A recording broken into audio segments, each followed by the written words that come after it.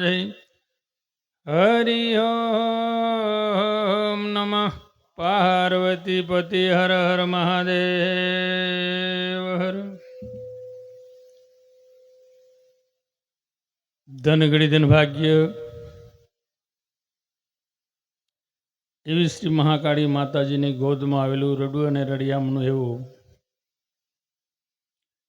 પાવનકારી ધરા ઉપર નિવાસ કરતા ગામ નાથ મુકામે એવા પટેલ ફળિયાના સદગુણા પ્રેમીઅંશ ભક્તરાજ શ્રી ધીરાભાઈ સુંદરભાઈ સાથે તેઓના પાઠવી પુત્ર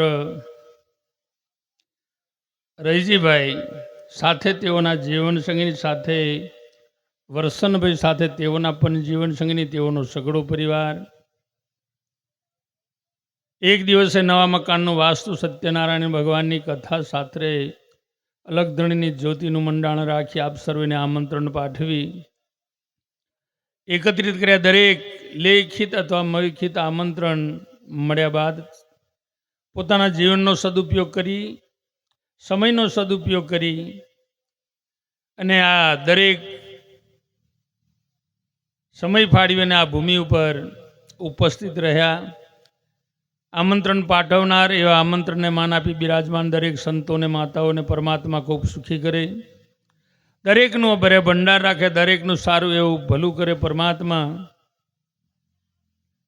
અને એવા રહીજીભાઈ સાથે વરસનભાઈના પરિવારને પરમાત્મા ખૂબ સુખી સુખ શાંતિ આપે, દરેક પોતાના વારસો નિભાવવાની ધર્મ તરફ વળવાની પરમ શાંતિ પરમાત્મા સદબુદ્ધિ આપે એવી પરમાત્માને પ્રાર્થનાને સાથે આશીર્વાદ. આજુબાજુ બેઠેલા હોય થોડી શાંતિ જાળવજો, કેમ કે આજુબાજુ બેઠેલા મંડપ નીચે આવી જાય ને થોડા સમય શાંતિ જાળવે એવી મારી ખાસ નમ્ર વિનંતી.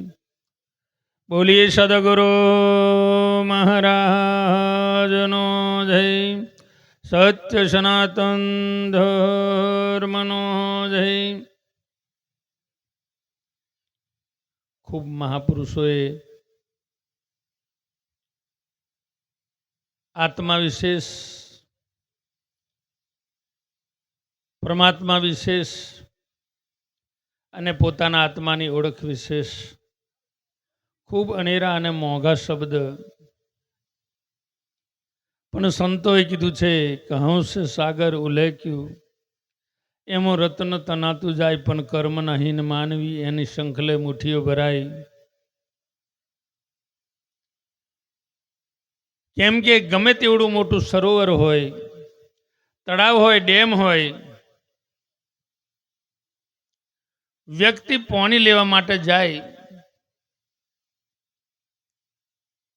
પણ એમે એક ડેમ આખો ભરેલો હોય, તળાવ ભરેલું હોય, પણ પાણી જેવું જેટલું પાત્ર હોય એટલું જ પાણી ભરી લાવાય. તમે ઘડો લઈને જો એમ કે આખા દરાનું પાણીમાં ભરી લાવવું એ અશક્ય. કેમ કે જેવું જેનું જેટલું પાત્ર છે એટલું જ એની અંદર પાણીનો સંગ્રહ રહી શકે. એવી જ રીતે સંતો ગમે તેટલું કહે પણ વ્યક્તિ પોતે પોતાનું આચરણ જેટલું હોય એટલું જ જ્ઞાન પામી શકે, એ એનો નિયમ છે. અમે આખી રાત આપણે કહેશું તો જેટલું એનામાં આચરણ હશે ને એટલું જ એની અંદર જ્ઞાન ઉતરી શકે. કેમ કે આ પાત્ર ઉપર જાય બધું. પાત્ર નાનું હોય ને તમે આખા ડેમનું પાણી લાવવામાં થો નહીં રાગ આવે, એના મર્યાદિત જ રહે. એટલે હંમેશા માટે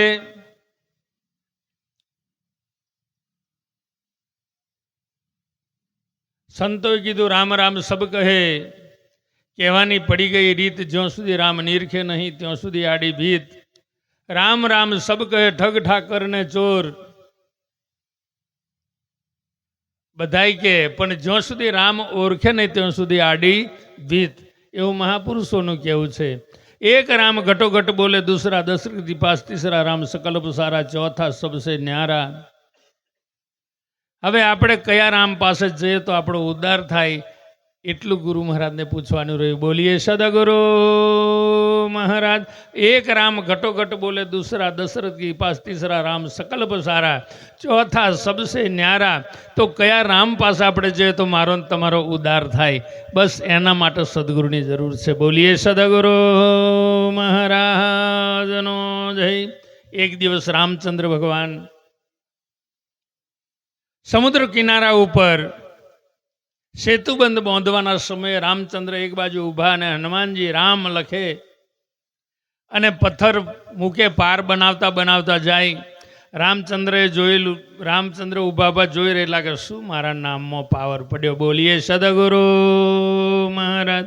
રામને એવો અહમ થયો કે શું મારા નામમાં તાકાત છે કે મારા નામથી પથ્થરા તરી જાય। વળી થોડો વાર થયો ને રામને એમ થયું કે હનુમાનજી તો મારો ભક્ત છે અને મારું નામ લખીને મેલે, કેમ કે હું એનો ગુરુ મહારાજ છું, પણ હું સ્વયં પોતે રામ છું એટલે મારે કોઈ લખવાની જરૂર નથી।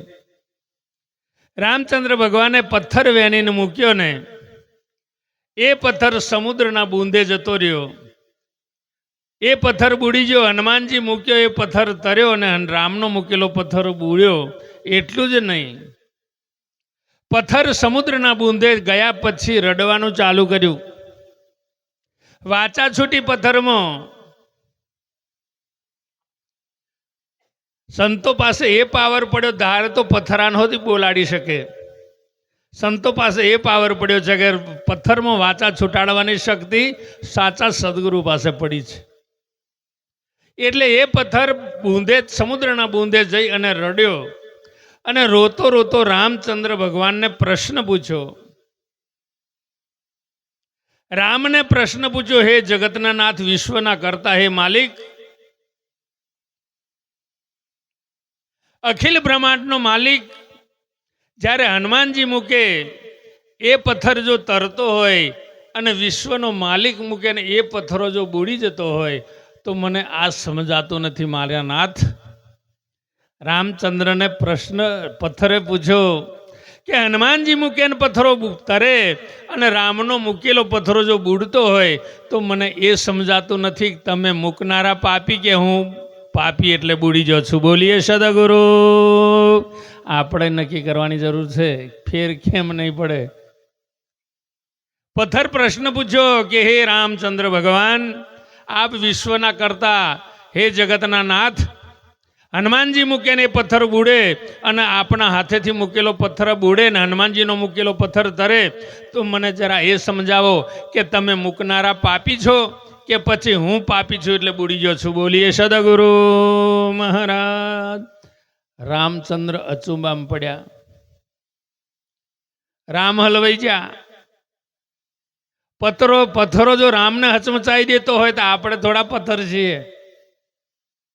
એક પથ્થર તરતો જો બીજા પથ્થરને તરવાનો ભાવ જાગે તો આપણને કોક ભગત બને તો આપણને કોકને એમ તાલાવેલી થાય કે એની હાથે મેં પણ ભગત બની શકું। પથ્થર જો તરતો જોઈને બીજા પથ્થરને તરવાનો ભાવ જાગતો હોય તો આપણને કોકને કદાચ સાચા રાહ પર ચડે એને જોયા પછી આપણે એ ભાવ કેમ ન જાગે? આપણે થોડા પથ્થર છીએ। રામચંદ્ર ભગવાન અચંબામાં પડ્યા કે મારે આ જવાબ લાવો ક્યાંથી? બે ઘડી વિચાર કર્યો અને હનુમાનજી પાસે ગયા અને હનુમાનજીને પ્રશ્ન પૂછ્યો કે હનુમાનજી, તમારી પાસે કઈ એવી વિદ્યા છે અને તમે કયો એવો મંત્ર જાણો છો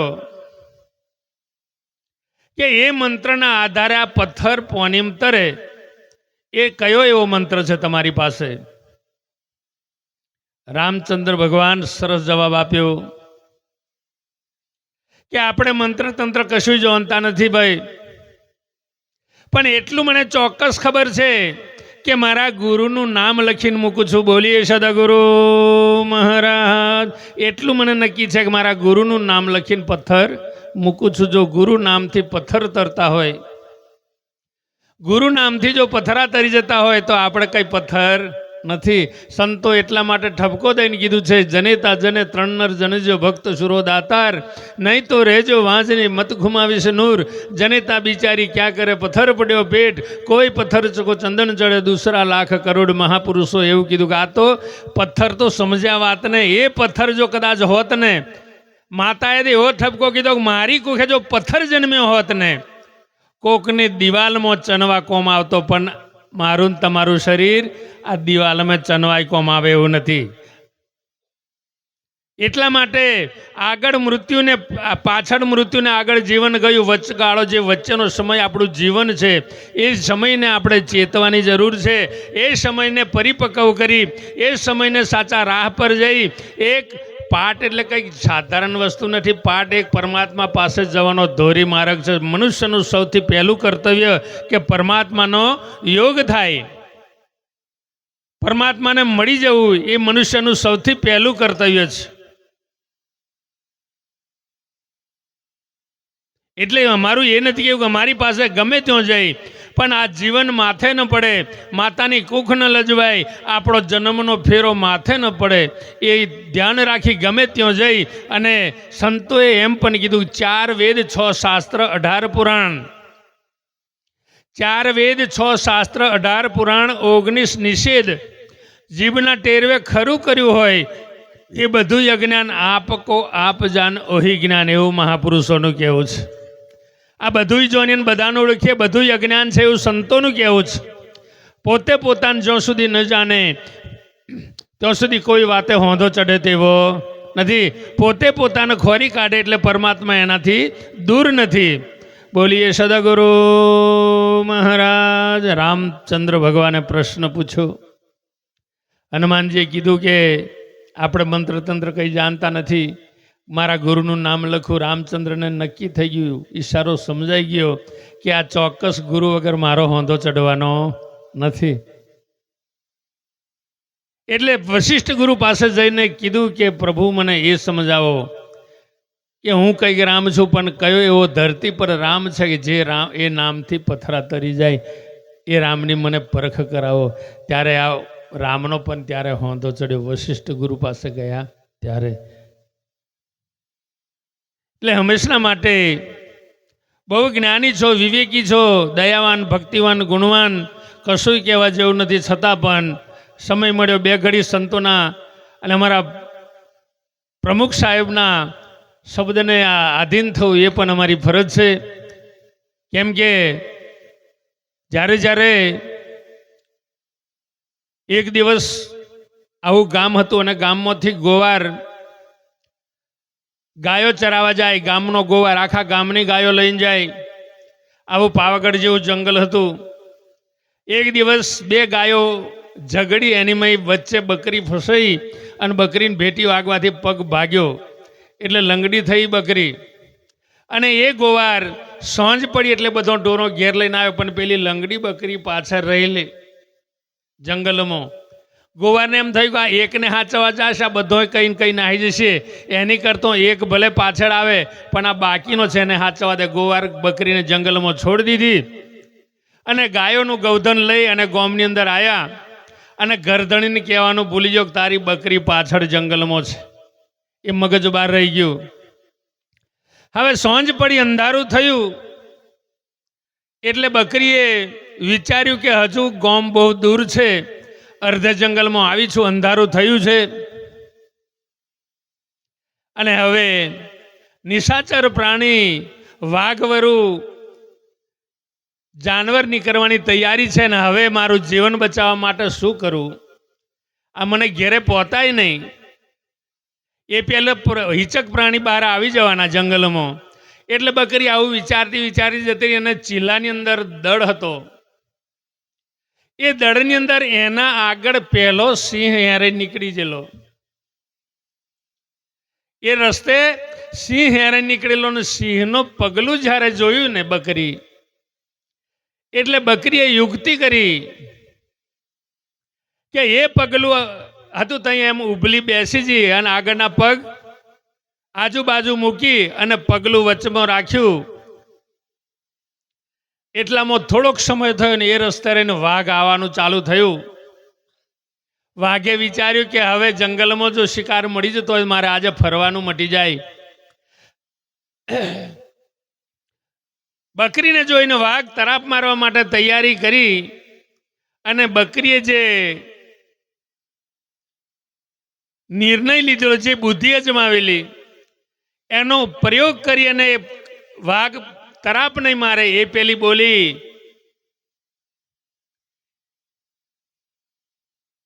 એટલે કીધું કે એટલે દૂર શું, જરીક નજીક આવો. એટલે બકરી વાઘને જો બોલાવતો હોય, વાઘે વિચારવું પડ્યો કે મારી વાલી કોઈ બકરીને આ નજીક બોલાવવાનું કારણ, એટલે કીધું કે આ પગલું તમારું છે, વનના રાજા કોણ છે? એટલે વાઘે કીધું કે હું નહીં, વનનો રાજા તાકે સિંહ બસ હવડે તમારી આગળ ગયા છે અને આ પગલું મને હાચવવાનું કહીને ગયા છે. જો તમે આ પગલું હાચવતા હોય તો મેં અહીંથી આગી પાછી થઉં. વાઘ કીધું કે જો વનનો રાજા ઓને હાચવવાનું કહી જો હોય, ઓને કશું કર્યું નહીં હોય તો એને મારાથી શિકાર કરાય નહીં. આગળ મળી જશે, જોઈ લઈશું બીજું. એટલે બકરીને છોડી વાઘ આગળ ચાલ્યો ગયો.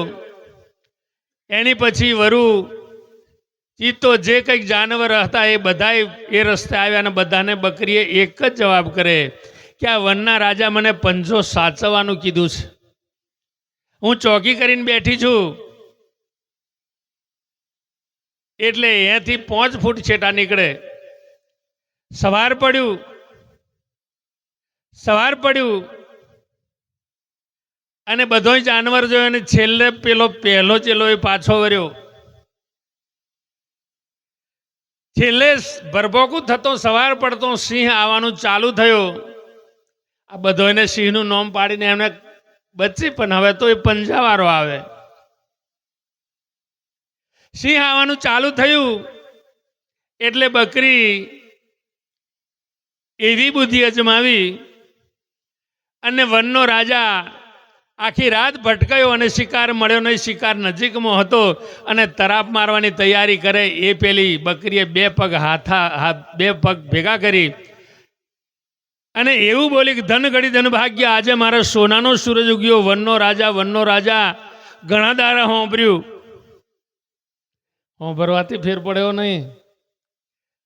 આખી જિંદગી હોંભર્યું વનનો રાજા. વનના રાજાના જંગલમાં આખી જિંદગી જીવન ગુજાર્યું, આખી જિંદગી આહાર કર્યો, પણ વનના રાજાનું દર્શન થયું નહીં. પણ સોંજ્યા વનના રાજાનો પંજો જોયો ને તો મને એ દર્શનની તાલાવેલી જાગી.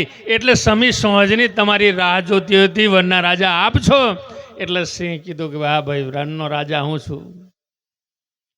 વનના રાજા ઢીલા પડી ગયા કે આખી હમી હોંજની મારા દર્શનને ખાતર જો અહીં બેઠી હોય, આખી રાતની જીવનની પરવાર રાખ્યા વગર જો અહીં બેઠી હોય તો મારાથી એનો શિકાર થાય નહીં. કદાચ મારા દર્શનની અભિલાષા છે એટલે એનો શિકાર થાય નહીં. એટલે વનના રાજા પણ રસ્તે પડી ગયા અને બકરી સવાર પડીને ગોવાર ગાયો લઈને આવ્યો. એટલે પાછી ટોરામ ભેગઈજી. મારા પ્રેમી સજ્જનો, મારી માતાઓ, બહેનો, દીકરીઓ, દરેકના શિર પર સિંહના પંજા છે, ધ્યાન રાખજો. એક જાનવર જો બકરી જો પોતાનું જીવન બચાવવાની કળા જો જાણતું હોય અને એક પંજાના આધારે જો પશુ પણ કદાચ એને અડી ન શક્યું હોય અને પોતાનો બચાવ જો કરતી હોય તો દરેકના શિર ઉપર ગુરુ છે, ગુરુનો પંજો પડ્યો છે, સિંહનો પંજો છે, જેમતમ નથી. એટલે કમસે કમ પોતાનું જીવન બચે અને કોકના જીવનમાં આપણું શરીરનો સદુપયોગ થાય, કોકના જીવનમાં આપણે એનો પુરુષાર્થ સારીએ અને ક્યારેક કોકના સહકાર બનીએ એવું તો જીવનમાં બનાવજો. એટલે ખરેખર દરેકના શિરે ગુરુ છે. કેમ કે સંત કી પાની અટપટી ઝટપટ સમજીને જાય, જીવનમાં ઝટપટ સમજાય તો જીવનમાંથી ખટપટ મટી જાય. એક દિવસ જો એક જાનવર જ્યારે કબીર સાહેબે પોતાના ગુરુ રામાનંદ પાસે પૂનમ ભરવા માટે ગયા, જવાની તૈયારી કરી અને રસ્તામાં જતા કબીર સાહેબને એવો વિચાર આવ્યો કે એકલા એકલા મૂંગા મૂંગા જવું એની કરતાં વચમાં ઋષિનો આશ્રમ છે. જો ઋષિના આશ્રમમાં જઈ અને ઋષિની સાથે સત્સંગ કરતાં કરતાં જઈએ તો સમય પસાર થાય એવું મનમાં વિચારી ઋષિના કુટીર પાસે ગયા, આશ્રમમાં ગયા. એટલે ઋષિને કીધું, ઋષિવર, હું મારા ગુરુ પાસે પૂનમ ભરવા માટે જાઉં છું, આપ પાસે સમય હોય તો આપ મારી સાથે ચાલો. એટલે ઋષિ તૈયાર થયા એટલે અંદર તૈયાર થવા ગયા અને ઋષિના આશ્રમમાં બેઠેલો પોંજરામાં પોપટ, એ પોપટે કબીર સાહેબને પૂછ્યું કે સાહેબ કઈ જવાની તૈયારી, આ કઈ જવા નીકળો છો? કબીર સાહેબે કીધું કે ભાઈ હું ગુરુદ્વારમાં જાઉં છું. એટલે પાછું પૂછ્યું કે ગુરુ પાસે કેમ જવું અને ગુરુ પાસે શું હોય? આવો પોપટે પ્રશ્ન પૂછ્યો કે ગુરુ પાસે શું હોય? એટલે કબીર સાહેબે કીધું ગુરુ પાસે મુક્તિ હોય. બોલીએ સદગુરુ મહારાજ. ગુરુ પાસે મુક્તિ હોય. એટલે પોપટે તરત પ્રશ્ન પૂછી લીધો, ઉભા રહો, ગુરુ પાસે જો મુક્તિ હોય તો તમે ગુરુ પાસે જાઓ છો, તમારા રામાનંદ ગુરુને એટલું પૂછી લેજો કે પેલો ઋષિના આશ્રમમાં પોંજરામાં પોપટ છે એની મુક્તિ ક્યારે છે? જો મુક્તિ માટે જાનવર જો મથની કરતું હોય, આવા પ્રશ્ન પૂછતું હોય તો આપણે મારા સાહેબ જાનવર નથી. ખૂબ ધ્યાન રાખજો.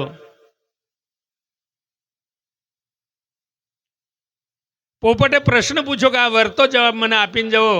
રામાનંદના આશ્રમે ગયા કબીર સાહેબને ઋષિ દંડવત પ્રણામ કરી 2 ઘડી સત્સંગ કર્યો અને સત્સંગ પત્યા પછી પાછા પરત આવવાનું થયું. એટલે કબીર સાહેબે રામાનંદને પૂછ્યું કે બાપુ, એક જાનવરે પ્રશ્ન પૂછ્યો છે, એ પ્રશ્નનો જવાબ મારે આપીને જવાનો છે, એટલે મને એનો જવાબ જરા મને આપો. એટલે કબીર સાહેબે કીધું કે મને પોપટે, ઋષિના આશ્રમનો પોપટ એવું પૂછ્યું, ગુરુ પાસે કેમ જવું અને ગુરુ પાસે શું હોય? તો મારાથી બોલે કે ગુરુ પાસે મુક્તિ હોય.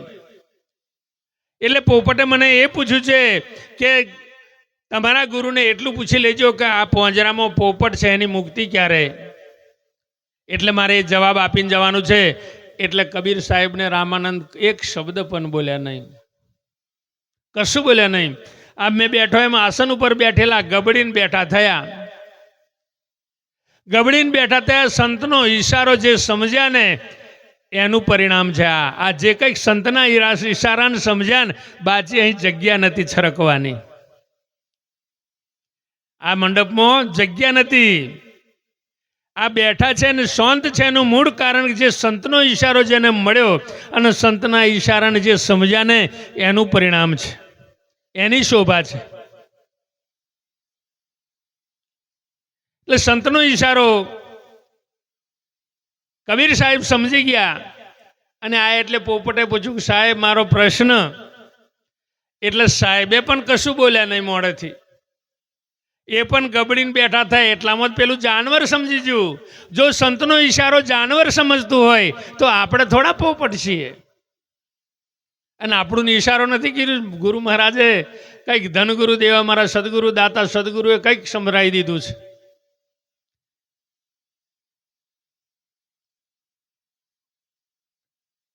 પોપટ સમજી ગયો સંતનો ઈશારો અને ઋષિ બહાર આવ્યા એટલે પોંજરાની અંદર પોપટ ગબડ્યો. ઋષિને એમ થયું કે મારો વાલસો એવો પોપટ, કોઈક મહેમાન આવે તૈયારી ખબર કરનારો, કોઈ દિવસને આજે એને શું થયું? એટલે ઋષિએ પોંજરામથી કાઢીને તડકાની અંદર બહાર મૂક્યો. ઘડીવાર મતલો થઈને પડ્યો અને હેથી ઉડીને વિદાયગીરી. જો બંધનમાંથી સંતના ઈશારે જાનવર બંધનમાંથી મુક્ત થતું હોય તો ખરેખર મારા પ્રેમી સજ્જનો, મારા સદગુરુના પ્રેમી હંસોને ખૂબ નમ્ર વિનંતી, આપણે પણ એના માટે મહેનત કરવાની જરૂર છે અને એ સંતના ઈશારે ચાલવાની જરૂર છે અને સંતે કીધેલા શબ્દ અનુસાર આપણે જીવન ચલાવવાની જરૂર છે. એક સંતના શબ્દથી એક જાનવર જો બંધનમાંથી મુક્ત થતું હોય એટલું જ નહીં, એ શબ્દને કબીર સાહેબને પણ એ શબ્દને અમર બનાવી લેવો પડ્યો. અને એટલા માટે જ જ્યારે બંદગી ભરે ને બંદી છોડ શબ્દ જ્યારે બોલવામાં આવે છે કબીર સાહેબે એ શબ્દને અમલમાં લીધો. બંધનમાંથી છૂટો થયો કોણ પોપટ, એ શબ્દ આજે પણ બંદી છોડ શબ્દ બોલાય. બંદગી ભરવા જાય તો બંદી છોડ શબ્દ આજે પણ બોલાય છે. એટલે ખરેખર મારા પ્રેમી સજ્જનો, મારા યુવાનો, માતાઓ, બહેનો, દીકરીઓને ખૂબ નમ્ર વિનંતી, કેમ કે આપણો જન્મ સફળ બનાવવા માટે, આપણા પરિવારને સાચા રાહ પર વારવા માટે, આપણા પરિવારને સુખી કરવા માટે ગમે ત્યાં જઈ અને કોઈ સંતના વચને જઈ અને ગમે ત્યાંથી પણ ગમે ત્યાં જઈ પોતાનો અધિકાર પ્રાપ્ત કરવો. અને હવે મારું આટલું કંઈ મારી વાણીનું વિરામ આપું, કેમ કે કલાકાર મિત્રો બિલકુલ બાકી છે. થોડો સમય આઈફા મહારાજોને થોડી વાર આપી દો અને પછી કલાકારોને આપી દો.